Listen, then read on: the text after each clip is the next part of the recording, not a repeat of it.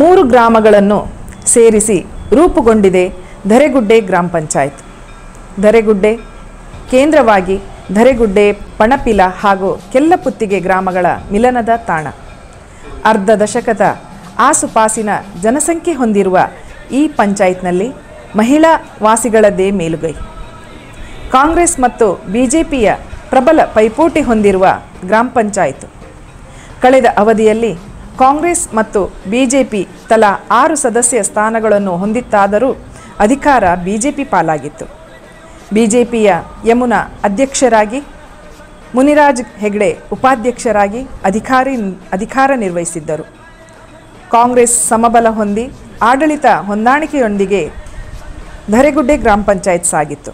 ನಮ್ಮ ಧರೆಗುಡ್ಡೆ ಪಂಚಾಯಿತಿ ಸಾಧಾರಣ ನಾನು 35 ವರ್ಷದಿಂದ ಒಂದು ರಾಜಕೀಯೇತರ ಸಂಸ್ಥೆಯಲ್ಲಿ ನಾನು ಕೆಲಸ ಮಾಡಿದವು. ಮಂಡಲ ಪಂಚಾಯಿತಿಯಲ್ಲಿ ಕೂಡ ಉಪಪ್ರಧಾನರಾಗಿ ಕೆಲಸ ಮಾಡಿದ್ದೀನಿ ಸಿರ್ತಾಡಿ. ತದನಂತರ ಗ್ರಾಮ ಪಂಚಾಯಿತಿಯಲ್ಲಿ ಅಧ್ಯಕ್ಷರು ಮತ್ತು ಉಪಾಧ್ಯಕ್ಷರಾಗಿ 2 ಬಾರಿ ಕಾರ್ಯನಿರ್ವಹಿಸಿದ್ದೀನಿ.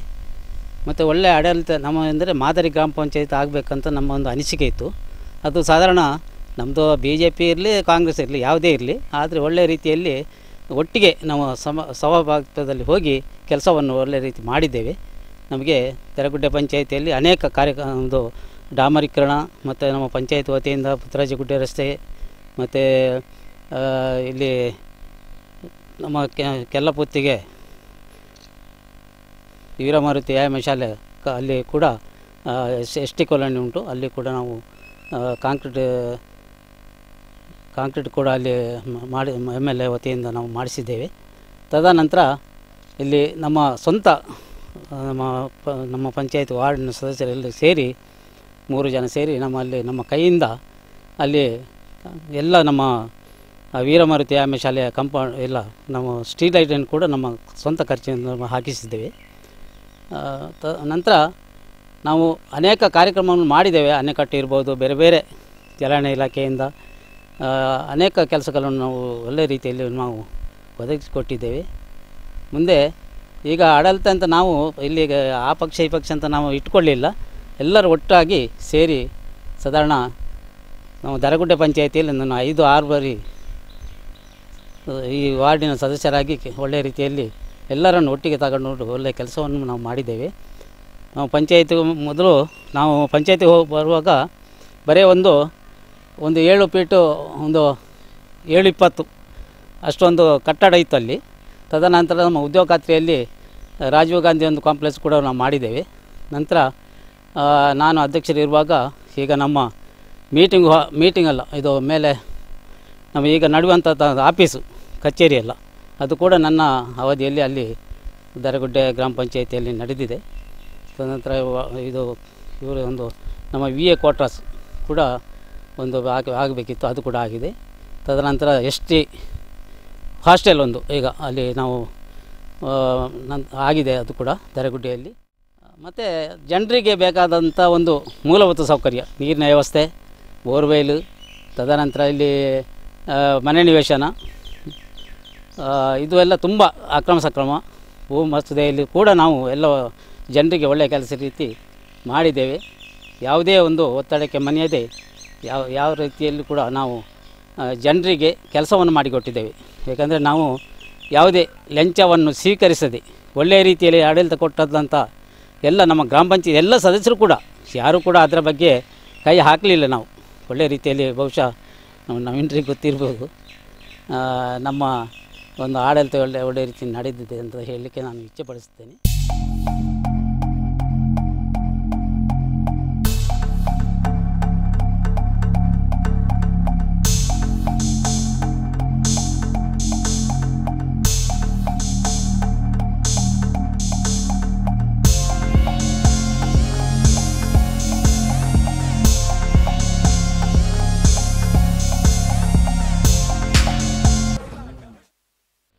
ಧರೆಗುಡ್ಡೆ ಗ್ರಾಮ ಪಂಚಾಯತ್ನ ಮಾಜಿ ಉಪಾಧ್ಯಕ್ಷ ನಾನು ಮುನಿರಾಜ್ ಹೆಗ್ಡೆ.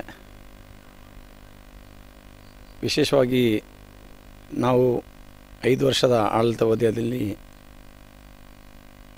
ಅಭಿವೃದ್ಧಿಯ ಕಾಮಗಾರಿಗಳನ್ನು ತುಂಬ ಮಾಡಿದ್ದೇವೆ ನಮ್ಮ ಪಂಚಾಯತ್ ಮಟ್ಟದಲ್ಲಿ. ಹಾಗೆ ಮುಖ್ಯವಾಗಿ ಗ್ರಾಮ ಪಂಚಾಯತ್ ಮಟ್ಟದಲ್ಲಿ ನಮ್ಮ 3 ಗ್ರಾಮ, ಅದರಲ್ಲಿ 4 ವಾರ್ಡ್ ಬರ್ತದೆ.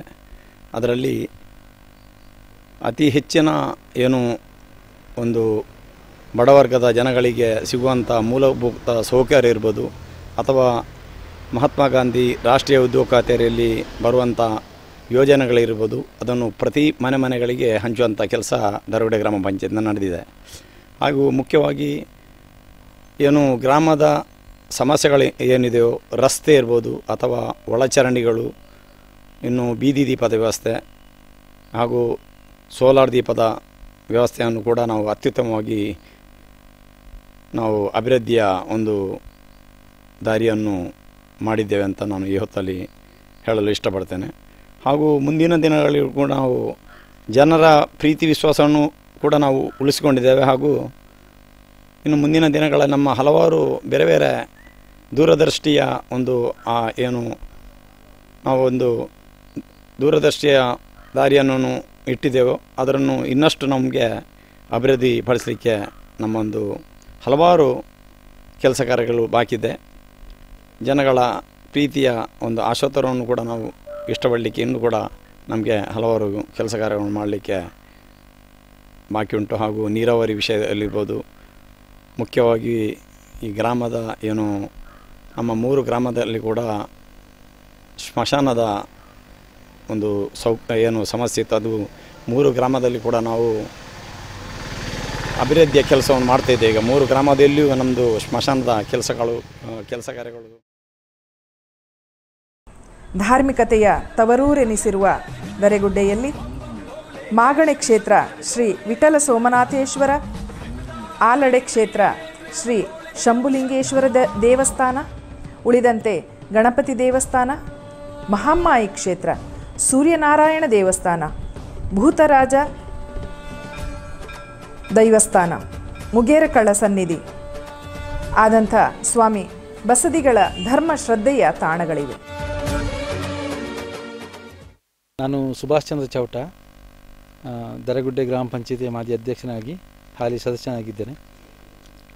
ನನ್ನ ಅಧ್ಯಕ್ಷ ಅವಧಿಯಲ್ಲಿ ನಾವು ದರಗುಡ್ಡೆ ಕೆಲ್ಲಪುತ್ತಿಗೆ ಪಣಪೀಲದ ಸಾಧಾರಣ ಹೆಚ್ಚಿನ ಒಂದು ಕಾಮಗಾರಿಗಳನ್ನು, ಅಂದರೆ ಕುಡಿಯುವ ನೀರು ಇರ್ಬೋದು, ರಸ್ತೆ ವ್ಯವಸ್ಥೆಗಳಿರ್ಬೋದು, ಚರಂಡಿ ವ್ಯವಸ್ಥೆಗಳಿರ್ಬೋದು, ಉದ್ಯೋಗ ಖಾತ್ರಿಯ ಕೆಲಸಗಳಿರ್ಬೋದು, ಇಂಥ ಹಲವಾರು ಕೆಲಸಗಳನ್ನು ಮಾಡಿ ನಮ್ಮ ಗ್ರಾಮ ಪಂಚಾಯತಿಗೆ ನನ್ನ ಅವಧಿಯಲ್ಲಿ ಸ್ವಚ್ಛತಾ ಇದರಲ್ಲಿ ಪ್ರಶಸ್ತಿ ಕೂಡ ನಮಗೆ ಬಂದಿದೆ.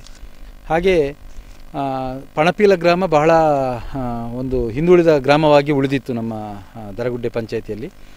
ಅದಕ್ಕೆ ಬೇಕಾಗಿ ನಮ್ಮ ಆಗಿನ MLA ಅವರಾದಂತಹ ಅಭಯಚಂದ್ರ ಜೈನ್ ಅವರ ಮುಖೇನ ದರಗುಡ್ಡೆ ಗ್ರಾಮ ಪಂಚಾಯತ್ ವ್ಯಾಪ್ತಿಯಲ್ಲಿ ಬರುವಂತಹ ಪಣಪೀಲ ಗ್ರಾಮಕ್ಕೆ ಮಾರ್ಗದ ಬಹಳ ಒಂದು ಪರಿಸ್ಥಿತಿ ಹಾಳಿತ್ತು. ಅದಕ್ಕೆ ಬೇಕಾಗಿ ಸಾಧಾರಣ 1,10,00,000 ಅನುದಾನ ಇರಿಸಿ ಆ ಒಂದು ಗ್ರಾಮಕ್ಕೆ ಒಳ್ಳೆಯ ಒಂದು ರಸ್ತೆಯನ್ನು ಕೊಡುವಲ್ಲಿ ನಾವು ಯಶಸ್ವಿಯಾಗಿದ್ದೇವೆ. ಅದಲ್ಲದೆ ಅದೇ ಅವಧಿಯಲ್ಲಿ ನಾವು ಗ್ರಾಮ ವಿಕಾಸ ಯೋಜನೆ ಅಂತ ಹೇಳಿ 75 ಲಕ್ಷದ ಒಂದು ಅನುದಾನ MLA ಅವರ ಹತ್ರ ಬೇಡಿ ಅದೇ ಪಣಪೀಲ ಗ್ರಾಮಕ್ಕೆ ಇಟ್ಟು ಒಳ್ಳೆಯ ಒಂದು ಅಭಿವೃದ್ಧಿಯ ಕೆಲಸಗಳನ್ನು ಮಾಡಿದ್ದೇವೆ ಅಂತ ಹೇಳಲಿಕ್ಕೆ ಒಂದು ಹೆಮ್ಮೆ ಬರ್ತಾ ಇದೆ. ಅಲ್ಲದೆ ಈಗಿನ ಕಳೆದ ನಮ್ಮ 5 ವರ್ಷದ ಅವಧಿಯಲ್ಲಿ BJP ಆಡಳಿತದಲ್ಲಿತ್ತು. ಆದರೆ ತೊಂದರೆ ಇಲ್ಲ, ಒಳ್ಳೆಯ ರೀತಿಯಲ್ಲಿ ನಾವು ಎಲ್ಲ ಸದಸ್ಯರು ಒಟ್ಟು ಸೇರಿ ಒಳ್ಳೆಯ ರೀತಿಯಲ್ಲಿ ಕೊಂಡೋಗಿದ್ದೇವೆ. ಆದರೆ ಸ್ವಲ್ಪ ವಿಫಲ ಆಯಿತೇನೆಂದರೆ, ನಮ್ಮದು ಪಂಚಾಯತಿ ವ್ಯಾಪ್ತಿಯಲ್ಲಿ ಯಾವುದೇ ಗ್ರಾಮಗಳಲ್ಲಿ ನಾವು ಮನೆ ನಿವೇಶನ ಕೊಡಲಿಕ್ಕೆ ಸ್ವಲ್ಪ ಪ್ರಾಬ್ಲಮ್ ಆಯಿತು. ಅದು ಕೊಡಲಿಕ್ಕೆ ಸಾಧ್ಯ ಆಗಲಿಲ್ಲ. ನನ್ನ ಅಧ್ಯಕ್ಷ ಅವಧಿಯಲ್ಲಿ ನಾನು ಅದಕ್ಕೆ ಬೇಕಾದಂಥ ವ್ಯವಸ್ಥೆ ನಮ್ಮ ದರಗುಡ್ಡೆ ಪಂಚಾಯತ್ ವ್ಯಾಪ್ತಿಯಲ್ಲಿ ಒಂದು ದರಗುಡ್ಡೆ ಗ್ರಾಮ ಮತ್ತು ಕೆಲ್ಲಪುತ್ತಿ ಗ್ರಾಮದ ಗಡಿಯಲ್ಲಿ ನಾವು ಮಾಡಿದ್ದೇವೆ. ನಮ್ಮ ಮಾರ್ಚಿಂದ ಇಲ್ಲಿವರೆಗೆ ಬಸವಸತಿ ಯೋಜನೆಗಳನ್ನು ಯಾವುದೇ ಒಂದು ಮನೆಗಳನ್ನು ಕೊಡಲಿಕ್ಕೆ ಸಾಧ್ಯ ಆಗಲಿಲ್ಲ. ಸರ್ಕಾರದ ಏನೋ ಒಂದು ಸಮಸ್ಯೆಯಿಂದಾಗಿ ಇಷ್ಟವರೆಗೆ ಜನಗಳಿಗೆ ಅದನ್ನೊಂದು ಕೊಡಲಿಕ್ಕೆ ಬಾಕಿ ಉಳಿದಿದೆ.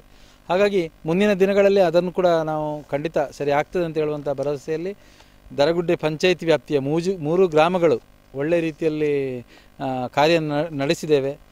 ಎಲ್ಲ ಸದಸ್ಯರುಗಳು ಒಟ್ಟು ಸೇರಿ ಒಳ್ಳೆಯ ರೀತಿಯಲ್ಲಿ ಕೊಂಡೋಗಿದ್ದೇವೆ.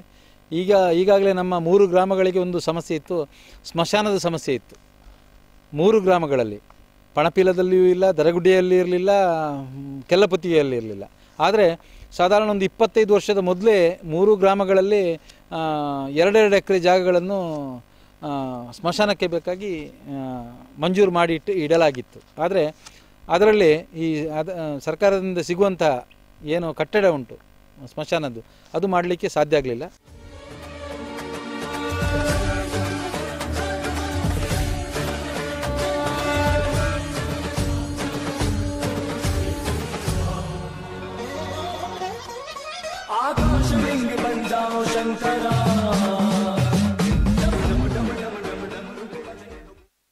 ಸಮಿತ್ ರಾಜ್ ದರಗುಡ್ಡೆ ಹಿಂದೂ ಜಾಗರಣ ವೇದಿಕೆಯ ತಾಲೂಕು ಅಧ್ಯಕ್ಷ ಆಗಿದ್ದೇನೆ.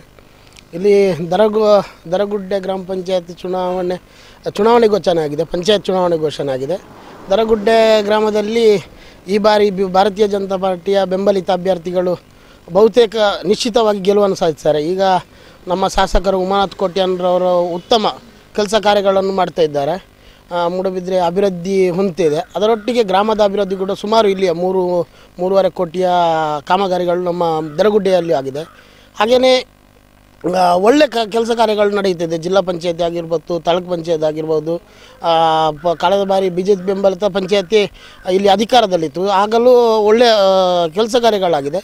ಈ ಬಾರಿ ಎಲ್ಲಿ ತನಕ ಅಂದರೆ ಕಾಂಗ್ರೆಸ್ನವರಿಗೆ ಅಭ್ಯರ್ಥಿ ಹಾಕಲಿಕ್ಕೂ ಅವರ ಹತ್ರ ಅಭ್ಯರ್ಥಿಗಳಿಲ್ಲ, ಆದ ಪರಿಸ್ಥಿತಿ ನಿರ್ಮಾಣ ಆಗಿದೆ.